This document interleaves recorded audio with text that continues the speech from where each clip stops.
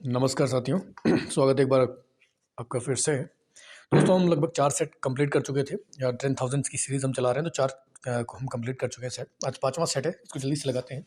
और ये वो सारे क्वेश्चन हैं जो एग्ज़ाम में बहुत बार पूछे गए हैं और आने वाले एग्ज़ाम में लगातार पूछे जाएंगे, क्योंकि अदर कोई क्वेश्चन है नहीं, बार बार वही रिपीटेशन होता रहता है क्वेश्चन का, किसी तरीके से घुमा के पूछ देते हैं वो। तो अगर हम 10,000 क्वेश्चन कंप्लीट कर लेते हैं तो हमारी तैयारी लगभग 70 to 80% कंप्लीट हो जाएगी। ठीक है, तो बाकी करंट अफेयर्स वगैरह रहेगा तो उसका भी हम लोग रिवीजन कर लेंगे, तो ज़्यादा कहीं भटकने की जरूरत नहीं है।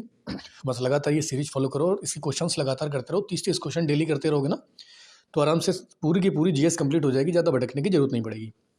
तो हम आगे बात करते हैं। क्वेश्चन नंबर 32 हमारा कह रहा, 31 हम चौथे सेट में ख़त्म कर चुके थे। 32 कहता है कि सुल्तान मोहम्मद ने मोहम्मद बिन तुगलक जो थे ने अपनी राजधानी कहाँ से कहाँ स्थानांतरित की थी। तो मोहम्मद बिन तुगलक जो था उसने अपनी राजधानी कहाँ से कहाँ पर बनाया था, तो जल्दी से बताएंगे। आपका ऑप्शन है अकबराबाद, दौलताबाद, औरंगाबाद या शाहजहानाबाद। तो मोहम्मद बिन तुगलक ने अपनी राजधानी कहाँ पर शिफ्ट करी थी, क्योंकि मोहम्मद बिन तुगलक को अपने लाइफ में उसने कई सारे अभियान किए थे, जैसे 4 प्रमुख अभियान किए थे। कराची अभियान करना, अपनी राजधानी को बदलना और सिक्कों को परिवर्तित करना। तो सारे के सारे देखो, मोहम्मद बिन तुगलक ना इतिहास का बड़ा ज्ञानी आदमी था। ज्ञानी आदमी था जरूर, लेकिन उसने जितने भी काम किए हैं, उसका बैड लक कहो या कुछ भी कहो, उसने जो भी काम शुरू किए उसमें उसको कहीं ना कहीं मुसीबतों का सामना करना पड़ा। तो इसीलिए उसने एक बार अपनी राजधानी भी शिफ्ट कर दी थी कि वहाँ के लोग उसको वहाँ से क्या कर सकता है, वो दक्कन पर चढ़ाई करने की सोच रहा था कि हम साउथ की तरफ भी जाएंगे, लेकिन ऐसा हो नहीं पाया। फिर से उसने अपनी राजधानी को बदला। तो ये सारी कहानी है। तो दिल्ली से कहाँ पर स्थानांतरित कर दी उसने, तो दिल्ली से उसने अपनी राजधानी को कहाँ पहुँचा दिया था, दौलताबाद पहुँचा दिया था। कहाँ पहुँचा दिया था, ऑप्शन 32 का B is the right answer. आगे हम बात करते हैं ऑप्शन क्वेश्चन नंबर 33 कि गौतम बुद्ध का जन्म कहाँ हुआ था। अच्छा, गौतम बुद्ध हो गया आपका ये जैन धर्म, बौद्ध धर्म से यहाँ से क्वेश्चन हर एक एग्जाम में बनता है, इसलिए मस्ट इंपॉर्टेंट हो जाता है कि इनको आप थोड़ा सा पढ़ लें डीपली, बाकी हम पढ़ा देंगे। तो गौतम बुद्ध का जन्म कहाँ हुआ था, कपिल वस्तु में, राजगृह में, लुम्बिनी में या सारनाथ में। 33 का सी आंसर आपका करेक्ट हो जाएगा कि गौतम बुद्ध का जन्म कहाँ हुआ था, लुम्बिनी में हुआ था। 33 का सी इज द राइट आंसर। आगे हम बात करते हैं कि क्वेश्चन नंबर 34 की ऋग्वेद में निम्नलिखित में से किस सूक्त में हमें चतुर्वर्ण व्यवस्था का प्राचीनतम उल्लेख मिलता है। देखो, चतुर्वर्ण व्यवस्था का मतलब क्या होता है कि ब्राह्मण, क्षत्रिय, वैश्य, शूद्र। तो इसका उल्लेख हमें ऋग्वेद में मिलता है, और ऋग्वेद के कौन से सूक्त वगैरह में मिलता है, किस में मिलता है, तो ये आपका केशिन सूक्त में मिलता है, नासदीय सूक्त में, पुरुष सूक्त में या पुरूरवस सूक्त में मिलता है। तो ये आपका 34 का सी इज द राइट आंसर हो जाएगा। ये पुरुष सूक्त में इसका वर्णन किया गया है। कहाँ किया गया कि पुरुष सूक्त में इसका वर्णन किया गया है। आगे हम बात करते हैं प्रगट सिंह किससे संबंधित है। तो प्रगट सिंह जो व्यक्ति है वो किससे संबंधित रहे हैं, ये काफ़ी इंपॉर्टेंट क्वेश्चन है में से एक है। तो 35 का आपका सी इज द राइट आंसर हो जाएगा कि सी, हॉकी से उनका संबंध रहा है। आगे हम बात करते हैं क्वेश्चन नंबर 36 की निम्नलिखित में से कौन सा सुमेलित नहीं है।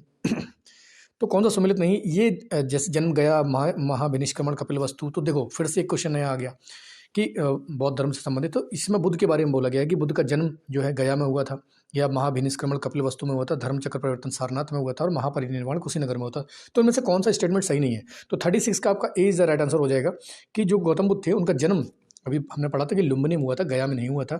और महाभिनिष्क्रमण इनका कपिल वस्तु में, धर्म चक्र जहाँ उन्होंने पहला उपदेश दिया था उसको धर्म चक्र परिवर्तन बोलते हैं।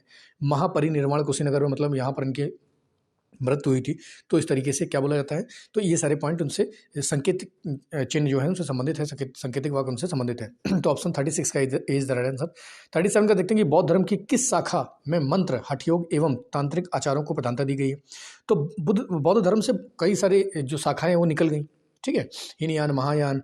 तो इस तरह के, और एक और थी जो आपकी मंत्र शाखा, हठयोग और तांत्रिक करने लगी, तो उसको बोलते हैं हम वज्रयान। तो 3 शाखाएं निकली थी, एक आपकी कौन सी होगी, एक होगी महायान, दूसरी हीनयान और सी वज्रयान। तो 37 का सी इज द राइट आंसर हो जाएगा। वज्रयान जो थी ये तंत्र साधना, मंत्र योग ये सब किया करते थे। 38 का देखते हैं कि ब्राह्मण ग्रंथों में सर्वाधिक प्राचीन ग्रंथ कौन सा है। अब देखो ब्राह्मण ग्रंथ सारे 4 वेद हैं हमारे, चारों के ब्राह्मण ग्रंथ है। तो सबसे पुराना जो ब्राह्मण ग्रंथ को है तो कौन सा है, तो 38 का B is the right answer हो जाएगा। 38 का B is the right answer हो जाएगा। सतपथ ब्राह्मण हमारा सबसे प्राचीन है। अब बात करते हैं 39 की कि किस वेद की रचना गद्य और पद्य दोनों में हुई है। देखो, अब जिसने भी प्राचीन इतिहास में वैदिक काल पढ़ रखा है तो उसके लिए बहुत आसानी क्वेश्चन हो जाते हैं कि किस वेद की रचना गद्य और पद्य में दोनों में की गई है। तो जल्दी से बताएंगे ऑप्शन सी, यजुर्वेद। 39 का सी इज द राइट आंसर हो जाएगा कि यजुर्वेद की रचना जो है ना वो गद्य और पद्य दोनों में की गई है। क्वेश्चन नंबर 40 है कि अशोक का उसके किस लघु उल्लेख में बुद्ध शाक और अशोक नाम लिखा है। तो कौन से ऐसा उल्लेख था जिसमें अशोक का नाम अशोक मिलता है या बुद्ध शाक मिलता है, जल्दी से बताओ। तो ये आपका 40 का B is the right answer हो जाएगा, मास्की शिलालेख में मिलता है।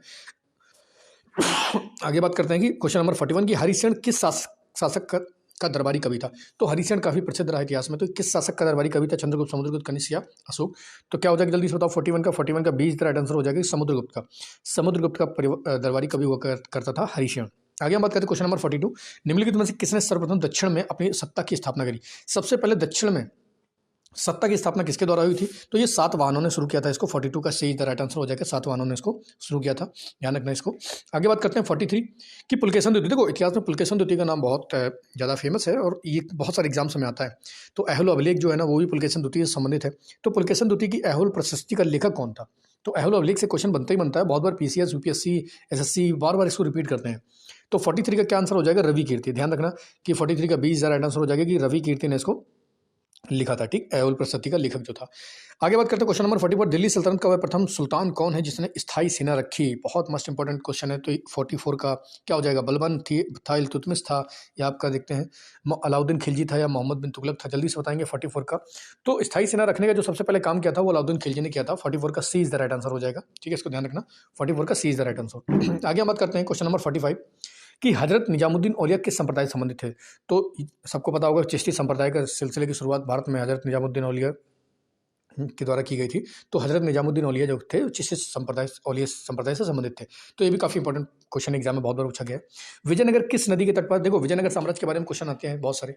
तो विजयनगर किस नदी के तट पर है? तो ये आपका तुंगभद्रा नदी के तट पर है, इसको ध्यान रखना। 46 का सी इज द राइट आंसर। आगे बात करते हैं 47 किस सिख गुरु की हत्या औरंगजेब ने? देखो सिखों के 2 गुरुओं की हत्या करी गई थी मुगलों के द्वारा, तो जिसमें औरंगजेब ने किसकी हत्या की थी और एक हत्या जहांगीर ने करी थी। तो जहांगीर ने किस गुरु की हत्या करी थी? कमेंट करके बताओ मुझे। और औरंगजेब ने किस गुरु की हत्या की थी? जल्दी से बताओ। तो ये आपका तेग बहादुर हो जाएगा। गुरु तेग बहादुर की हत्या किसने करी थी? औरंगजेब ने। 47 का सीधा राइट आंसर। आगे बात करते हैं कि 48 का कि वेलाजेली के साथ सहायक संधि पर किस निजाम ने हस्ताक्षर किए थे? तो कौन था निजाम जिसने हस्ताक्षर किए थे सहायक संधि पर? निजाम अली था, मुजफ्फर था, नसीर था, या सलावत था?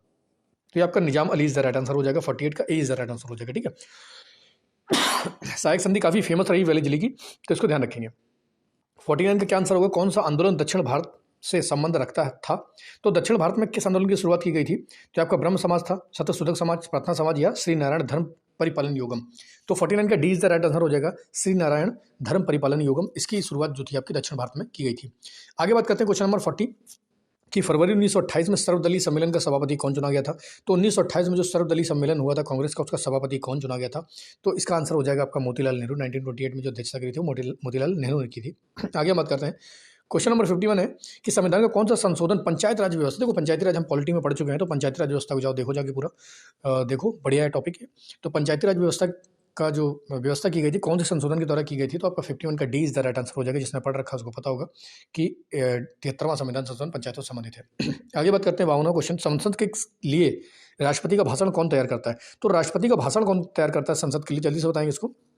तो केंद्रीय मंत्रिमंडल जो देती है वही राष्ट्रपति भाषण देता है संसद के लिए, ठीक है, इसको ध्यान रखेंगे। 52 का D is the right answer. आगे 53 कि भारत का नागरिक निम्नलिखित में से किसकी अनुमति प्राप्त किए बिना किसी विदेशी राष्ट्र से कोई अधिकार उपाधि स्वीकार नहीं कर सकता है? देखो भारत का नागरिक ना, कि जैसे होता था ना पहले के किसी भी देश ने कोई उपाधि दी तो आप उपाधि दे दी जाती थी, लेकिन अब क्या ना किसकी अनुमति के बिना आप विदेशी राष्ट्र से कोई उपाधि स्वीकार नहीं कर सकते हैं। तो जल्दी से बताएंगे राष्ट्रपति, क्योंकि भारत का प्रथम नागरिक जो होता है हमारा राष्ट्रपति होता है, तो उसकी अनुमति के बिना आप बिना अनुमति के किसी भी देश से उपाधि धारण नहीं कर सकते हैं। अगला है 54 क्वेश्चन नंबर कि कौन सी स्थलाकृति ज्वालामुखी क्रिया से संबंध नहीं है? देखो कौन से स्थल जो होते हैं ज्वालामुखी से नहीं निर्मित हुआ इनमें से? क्रेटर, ग्लेशियर, काल्डेरा या फ्योर्ड? तो कौन सी होती है? तो फ्योर्ड जो होते हैं ना वो ज्वालामुखी क्रिया से संबंधित नहीं होते हैं, ठीक है, इसको ध्यान रखेंगे। वाटर फ्योर्ड वगैरह होते हैं जो रेत वगैरह से होता है, ठीक है। आगे बात करते हैं 55 क्वेश्चन, निम्नलिखित में से कौन सा देश मानसूनी जलवायु के अंतर्गत नहीं आता है? तो कि कौन से देश में मानसूनी जलवायु नहीं? मानसून का मतलब है बारिश वगैरह आना या मानसून आना। तो जैसे श्रीलंका, म्यांमार, कंबोडिया, लाओस। तो जल्दी बताएंगे 55 का। तो श्रीलंका जो है ना ये मानसूनी जलवायु से संबंधित नहीं है, तो क्योंकि ये पूरा समुद्र से घिरा हुआ है, तो इसलिए मानसूनी जलवायु यहाँ पर नहीं पाई जाती। तो 56 की तरफ चलते हैं हम। 56 कहता है कि विशाल लवणी दलदल किसकी विशेषताएं हैं? तो लवणी दलदल कहाँ पाया जाता है? कच्छ की खाड़ी में, कोंकण तट पर, बंगाल खाड़ी में, चंबल घाटी में? जल्दी से बताएंगे। तो कच्छ की खाड़ी को ही में लवणी दलदल पाया जाता है, कच्छ की खाड़ी में। 56 का बीज राइट आंसर। 57 है भुगतान संतुलन के किस खाते पर भारत में रुपए की परिवर्तनीयता लागू है। तो भुगतान संतुलन के लिए किस खाते पर भारत में जो रुपया है उसकी परिवर्तनीयता लागू होती है? तो केवल व्यापार पर, चालू खाते पर, सावधि खाते पर या पूंजी खाते पर। तो 57 का जल्दी से बताएंगे क्या, बहुत बार क्वेश्चन पूछा गया। तो चालू खाते पर, चालू खाते पर जो भुगतान संतुलन होता है उसमें रुपये की परिवर्तन जो नीयता होती है वो लागू की जाती है। आगे बात करते हैं 58 कि निम्नलिखित में से कौन सा मुद्रा का कार्य नहीं है?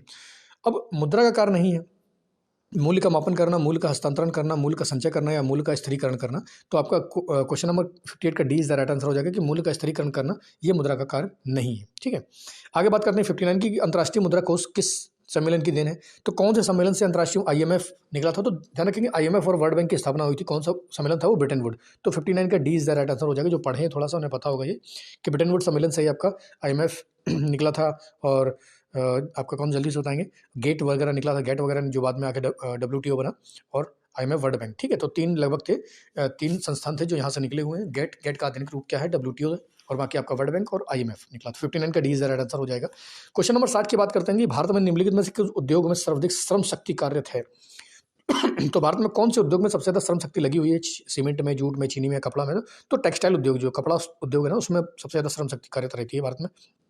आगे बात करते हैं, निम्नलिखित में से कौन सी विद्युत चुम्बकीय तरंगें हैं? तो इनमें से कौन सी जो है ना विद्युत चुम्बकीय तरंगें? कैथोड किरणें, कैथोड है, अल्फा है, एक्स किरणें हैं या परासर्व किरणें हैं? तो ये आपका आंसर इसका एक्स किरणें हो जाएगा। एक्स किरणें आपकी विद्युत चुम्बकीय तरंगें, इलेक्ट्रोमैग्नेटिक वेव्स होती हैं। कौन सी? एक्सरे। आगे बात करते हैं क्वेश्चन नंबर 62 का, निम्नलिखित में से कौन सी गैस ग्रीन हाउस प्रभाव उत्पन्न करती है? तो ये नाइट्रोजन हो गया, नाइट्रिक ऑक्साइड, कार्बन मोनोऑक्साइड या कार्बन डाइऑक्साइड। कौन सी ऐसी गैस है जो ग्रीन हाउस गैस, मतलब ग्लोबल वार्मिंग के लिए काफी नुकसानदेह ग्रीन हाउस गैस उत्पन्न करती है? 62 का क्या हो जाएगा, जल्दी से बताओ? डी। तो कार्बन डाइऑक्साइड जो है ना, कार्बन डाइऑक्साइड आपकी है, ये ग्रीन हाउस गैस है। आगे बात करते हैं 63 का कि निम्नलिखित में से कौन सा रोग बैक्टीरिया द्वारा उत्पन्न होता है? इनमें से कौन से रोग जो होते हैं ना वो बैक्टीरिया की वजह से होते हैं? तपेदिक होता है, पीलिया होता है, मम्स हो जाते हैं, मतलब फूल जाते हैं, गला फूल जाता है, या चेचक हो जाता है, दाने निकल आते हैं। तो कौन सा जो होता है बैक्टीरिया से होता है? तपेदिक, टाइफाइड जो होता है ये बैक्टीरिया से होता है।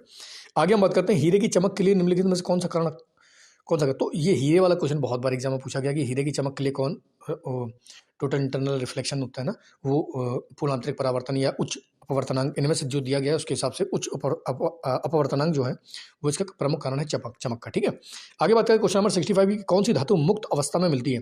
ऐसी कौन सी धातु जो मुक्त अवस्था में मिलती है? तो जल्दी से बताएंगे, सोडियम है, मैग्नीज है, कैल्शियम या सोना? तो मुक्त अवस्था में आपका केवल सोना मिलता है। ठीक है, ध्यान रखना, सोडियम नहीं मिलता है मुक्त अवस्था में। तो 66 का सी आंसर हो जाएगा सोना। आगे बात करते हैं 66 में, डेंगू ज्वर किसके कारण होता है? तो डेंगू किससे होता है? जीवाणु से, विषाणु से, कवक से, या इनमें से कोई नहीं? तो डेंगू आपका क्या है? विषाणु, वायरस से होता है डेंगू। ठीक है, डेंगू क्या है आपका? वायरस है, इसको हम ध्यान रखेंगे। आगे हम बात करते हैं कौन सा विटामिन घाव भरने में सहायक होता है? तो vitamin A, B, C, D। तो किसके घाव जल्दी भरते हैं? तो विटामिन सी, जो विटामिन सी होता है वो आपके घाव भरने में बहुत ज़्यादा सहायक होता है। तो ये हमारा आज 5वां सेट था। तो इसको लगातार पढ़ाई करो, लगातार देखते रहो, डेली के डेली 30 प्लस हम क्वेश्चन करेंगे। ठीक है, डेली के डेली 30 प्लस क्वेश्चन हम करते रहेंगे, और इससे क्या होगा कि हमारा रिवीजन होता रहेगा और ये सारे क्वेश्चन एग्जाम में बहुत बार पूछे गए हैं। तो आज के लिए इतना ही बहुत है, लगातार मेहनत करो, लगातार पढ़ाई करो। जय हिंद।